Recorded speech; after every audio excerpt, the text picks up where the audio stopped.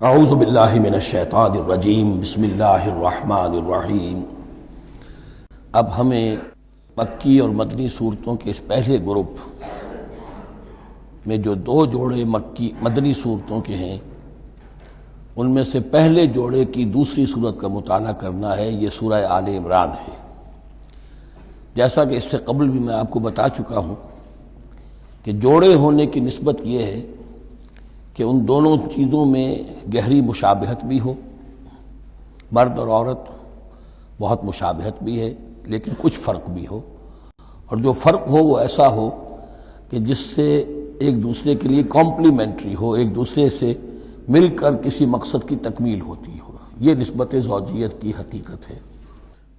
اب آپ دیکھیں گے مشابہتیں جو ہیں بہت نمایاں جو سورہ بقرہ میں اور سورہ آل عمران میں ہیں کہ دونوں شروع ہوئی ہیں الف لام میم سے۔ دونوں کے شروع میں قرآن مجید کی عظمت کا بیان ہے، اگرچہ سورہ آل عمران میں اس کے ساتھ ہی تورات اور انجیل کا بیان بھی ہے۔ دونوں کے اختتام پر بڑی عظیم آیات آئی ہیں۔ وہ آیت ہم پڑھ چکے ہیں جو سورہ بقرہ کے اختتام پر آئی ہے، جو کہ ایک عظیم دعا پر مشتمل ہے۔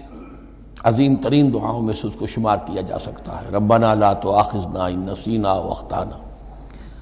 سورہ آل عمران کے آخری رکوع میں بھی ایک نہایت جامع دعا آئی ہے، وہ 3-4 آیتوں میں پھیلی ہوئی ہے، بڑی جامع دعا ہے۔ پھر جیسے میں نے آپ کو بتایا کہ سورہ بقرہ میں بھی یہ سورۃ الامتین ہے، دو امتوں سے بحث کر رہی ہے، گفتگو کر رہی ہے، خطاب کر رہی ہے۔ یہی معاملہ سورہ آل عمران کا بھی ہے، لیکن یہ فرق ہے کہ سورہ بقرہ میں زیادہ گفتگو ہے یہود کے بارے میں، اور سورہ آل عمران میں زیادہ گفتگو ہے نصارہ کے بارے میں۔ تو گویا کہ اس طرح وہ تکمیل ہو رہی ہے کہ اہل کتاب کا جو ایک طبقہ تھا اور اہم تر طبقہ تھا یہود، دینی اعتبار سے ان کی اہمیت زیادہ تھی، چاہے تعداد میں وہ کم تھے اور کم ہے، لیکن یہ کہ دینی اعتبار سے ان کی اہمیت زیادہ رہی ہے۔ دوسرا طبقہ ہے یہ عیسائیوں کا، لیکن یہ کہ ان کا تذکرہ وہاں بہت کم آیا، یہاں آپ کو اس سورہ آل عمران میں زیادہ خطاب ان سے ملے گا۔ پھر جیسے سورہ بقرہ کا پہلا نصف جو ہے وہ 18 رکوعوں پر اور 152 آیات پر مشتمل تھا، اور نصف ثانی جو ہے وہ 22 رکوعوں پر لیکن 134 آیات پر مشتمل تھا، تو تقریباً مساوی دو حصے تھے۔ وہی کیفیت آپ کو یہاں ملے گی، بلکہ یہاں وہ بتمام و کمال ہے، دونوں حصے بہت مساوی ہیں۔ کل 20 رکوع ہیں، 10 رکوع ایک نصف اول میں ہے، 10 رکوع نصف ثانی میں ہے۔ صرف ایک آیت کا فرق ہے کہ پہلے 10 رکوعوں میں 101 آیات ہیں اور دوسرے 10 رکوعوں میں 99 آیات ہیں۔ پھر جیسے وہاں 3 حصے ہیں نصف اول کے، ویسے ہی یہاں بھی 3 حصے ہیں نصف اول کے، لیکن یہاں رکوعوں کی تقسیم نہیں ہے بلکہ آیات کی ہے۔ پہلی 32 آیات میں تمہیدی کلام ہے، جیسے کہ 4 رکوع سورہ بقرہ کے، اگرچہ وہاں روح سخن ابتدا ہی سے یہود کی طرف ہو گیا تھا، یہاں روح سخن ابتدا ہی سے نصارہ کی طرف ہے، لیکن یہ کہ یہاں کی 32 آیات اسی طرح تمہیدی کلام پر مشتمل ہے جیسی کہ سورہ بقرہ کے 4 رکوع۔ پھر یہاں 31 آیات براہ راست خطاب ہے نصارہ سے، خاص طور پر حضرت عیسیٰ علیہ السلام کی ولادت کن حالات میں ہوئی، کیا ان کا مقام اور مرتبہ تھا، کیا ان کی اصل حیثیت تھی، پھر یہ کہ ان کے ساتھ کیا معاملہ ہوا۔ یہ حصہ نازل بھی ہوا ہے سن 9 ہجری میں، جو شامل یہاں کر دیا گیا ہے، حالانکہ اس سورہ مبارکہ کا اکثر و بیشتر حصہ جو ہے وہ سن 3 ہجری میں غزوہ احد کے بعد نازل ہوا ہے، لیکن یہ کہ یہ حصہ جو ہے 31 آیات پر مشتمل نازل ہوا سن 9 ہجری میں۔ نجران ایک بستی تھی عرب کے جنوب میں یمن کی طرف، اور وہاں عیسائی آباد تھے، تو وہاں کے عیسائیوں کے سردار اور ان کے جو بڑے لاٹ پادری تھے وہ کچھ 70 عیسائیوں کا ایک وفد لے کر آئے حضور کی خدمت میں مدینہ منورہ میں، بات سمجھنے سمجھانے کے لیے کہ آپ کس بات کی دعوت دے رہے ہیں، اور کئی دن مقیم رہے اور بات پوری سمجھ بھی لی، خاموش بھی ہو گئے، پھر بھی بات نہیں مانی تو حضور نے مباہلے کی دعوت دی، اس چیلنج کو قبول کیے بغیر وہاں سے چلے گئے۔ لیکن یہ کہ بہرحال انہوں نے جو ترتیب جس شدت کے ساتھ ہونی چاہیے تھی ان کی طرف سے وہ بھی نہیں کی، یہ شرافت کا انہوں نے مظاہرہ کیا۔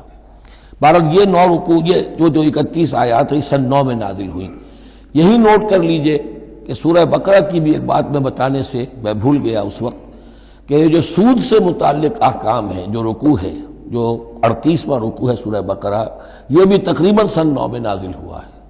گویا کہ وہ مشابہت بھی موجود ہے کہ اگرچہ سورہ بقرہ کا اکثر و بیشتر حصہ غزوہ بدر سے قبل نازل ہوا، لیکن اس میں بھی کچھ آیات وہ ہیں جو سن 9 ہجری میں نازل ہوئی ہیں اور سود کے بارے میں آخری حکم ہے۔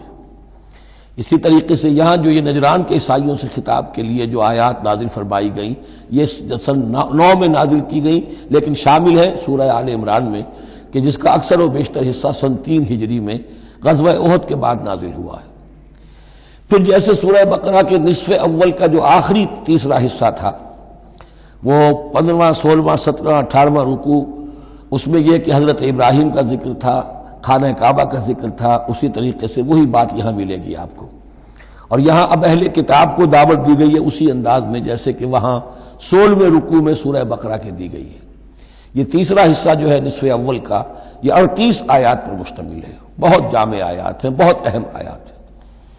اس کے بعد نصف ثانی شروع ہو جاتا ہے جس میں کہ یا ایھا الذین آمنوا، جیسے 19ویں رکوع سے شروع ہوا سورہ بقرہ میں یا ایھا الذین آمنوا استعینوا بالصبر والصلاۃ ان اللہ مع الصابرین، یہاں اب یہ 11واں رکوع جو ہے وہ شروع ہوگا یا ایھا الذین آمنوا اتقوا اللہ حق تقاتہ ولا تموتن الا وانتم مسلمون۔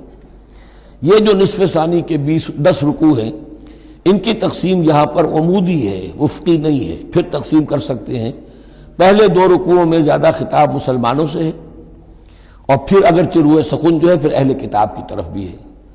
پھر 6 رکوع مسلسل ہیں غزوہ احد کے حالات پر مشتمل، جو مسائل سامنے آئے ان پر تبصرہ، جو مسلمانوں سے غلطیاں ہوئیں ان پر گرفت، آئندہ کے لیے ہدایات۔ تو یہ پورے 60 آیات ہیں تقریباً، اور 6 رکوعوں پر پھیلی ہوئی ہیں۔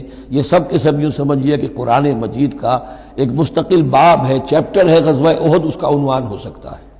لیکن قرآن میں اس طرح سے چیپٹر بنائے نہیں گئے ہیں، بلکہ یہ صورتیں ہیں کہ جو میں نے جیسا کہ ابتدا میں عرض کیا تھا تعارف قرآن کے ضمن میں کہ یہ مجموعہ خطبات الہیہ ہے، ایک خطبہ نازل ہو رہا ہے اور اس کے اندر جو مضامین آ رہے ہیں، لیکن ان میں ربط اور ترتیب ہے۔ اس ربط اور ترتیب پر توجہ اب تک کم ہوئی ہے، لیکن اب اس دور میں قرآن حکیم کے علم و معرفت کا یہ پہلو بھی اب زیادہ نمایاں ہوا ہے کہ اس میں بڑا نظم ہے، نظام القرآن، اس کے اندر تنظیم ہے، اس میں آیات کا آپس میں ربط ہے، سورتوں کا سورتوں سے ربط ہے، اور ایسے ہی یہ جو ہے الٹپ کلام نہیں۔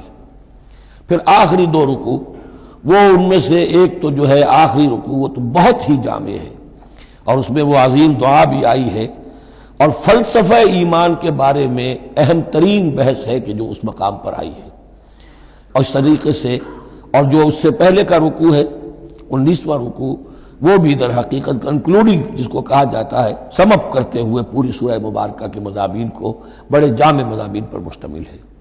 تو اس طرح آپ دیکھیں گے، اور جگہ جگہ آپ دیکھیں گے کہ بعض اوقات تو الفاظ وہی آ رہے ہیں، وہی انداز ہے۔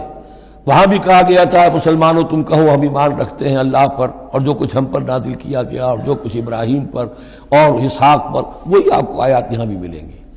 حضرت ابراہیم کا ذکر وہاں ہے، یہاں بھی ملے گا۔ یہود پر ضربت علیہم الذلۃ والمسکنہ والی آیت وہ یہاں بھی آئے گی۔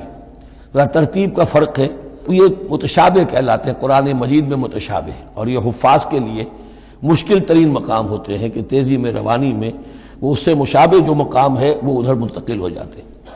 لیکن مضامین کے اندر آپ کو اتنی گہری مناسبت نظر آئے گی کہ جس کو میں نے تشبیہ دی ہے زوجیت، کہ ظاہر بات ہے کہ ہر حیوان کا جوڑا جو ہوتا ہے وہ یوں سمجھیے کہ 90% تو ایک دوسرے سے مشابہ ہوں گے، لیکن یہ کہ ان میں 5-10% کا فرق بھی ہوگا، اور وہ فرق بھی ایسا ہوگا کہ جو دونوں کے جمع ہونے سے کوئی نیا مقصد پیدا ہو رہا ہے۔ اس سورہ مبارکہ کا، سورہ آل عمران کا، یہ اور یاد کر لیجئے کہ میں نے آپ کو بتایا تھا کہ نبی اکرم صلی اللہ علیہ وسلم نے ان دونوں صورتوں کو ایک نام دیا ہے۔ جیسے آخری جو 2 صورتیں ہیں قرآن مجید کی، ان کو ایک نام دیا گیا معوذتین، قل اعوذ برب الفلق قل اعوذ برب الناس۔ ان دونوں صورتوں کو ایک نام دیا گیا الزہراوین، 2 نہایت تابناک اور روشن صورتیں۔ تو یہ اس میں تمہیدی کلام میں بس اسی پر اکتفا کر کے اب ہم آگے مطالعہ شروع کرتے ہیں۔ صدق اللہ العظیم۔